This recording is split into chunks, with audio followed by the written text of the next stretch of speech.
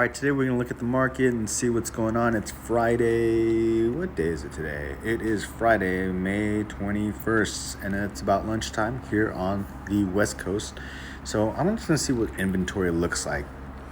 When, of course, doing inventory in my area, I actually don't choose my location. I choose the most popular location in my area, which is John Wayne. John Wayne is SNA, John Wayne Airport, and let's change up the dates to today, to the 24th. That's Friday, Saturday, Sunday, Monday. That's the 3 days, so it should initiate the 3-day discounts on most profiles to see. I mean, that'd be the ideal, right? To get something at 3 o'clock, right? That gives, well, let's see. Yeah, 3 o'clock, that gives enough time, or 4. Let's put 4 p.m. today to come back 4 p.m. on Monday. That's a 3-day rental that applies a 3-day discount. So let's see who's still on the market for my area. I have one car available, which is the 7 Series Beamer, the stolen BMW that has returned. And so that should pop up under John Wayne. 4 o'clock, that's not exactly a last minute booking, but there I am at 192. It was 250 with the discount that I've applied. And the strategy that I have on that one, if you just look at my listing, is I'm set at a discount, but on a lot of my cars, when they aren't going out, I tend to start upping the discount a little by little. It doesn't look good that I have host canceled. That's because the car was stolen and I didn't have it available, so I had to cancel those.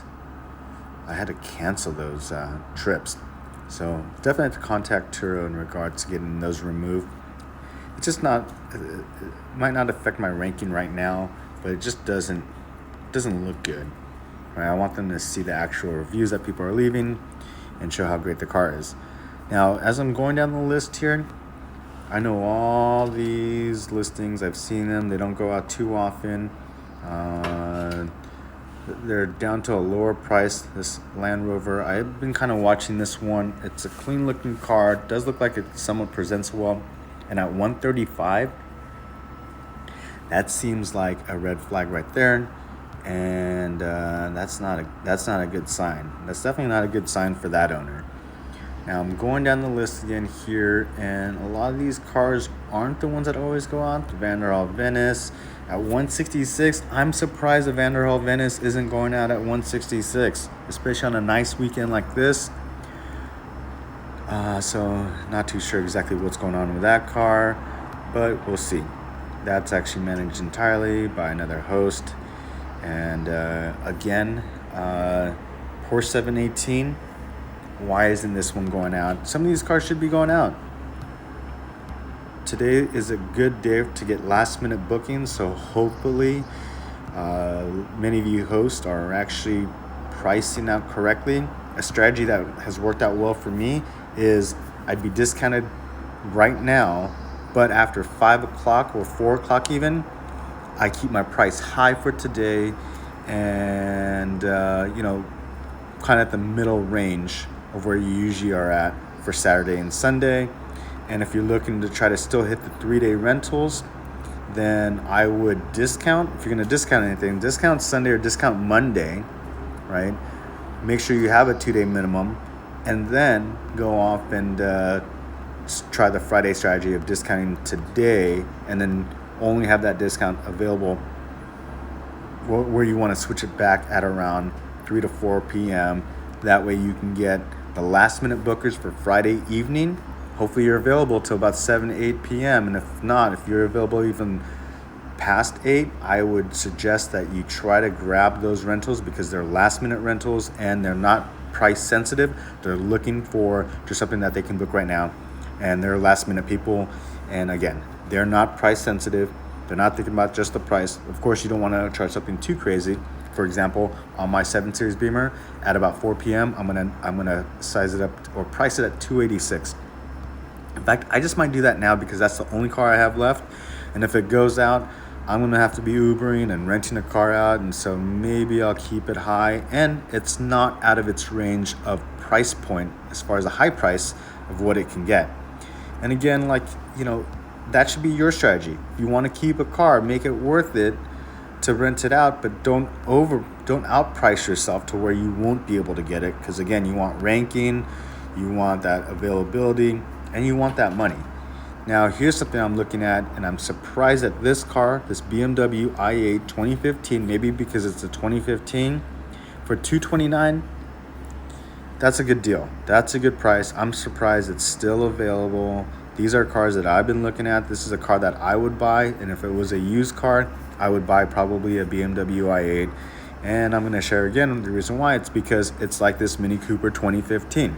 It's a $40, $50 oil change. Even buying the product or OEM product air filter from BMW, it's a cheap and easy oil change. Maintenance is easy, and a lot of times those cars, even when they're used, they have the extended warranties, and so that's and that's something you can even, I think you can buy additional, or you could still buy from BMW, but definitely check on that.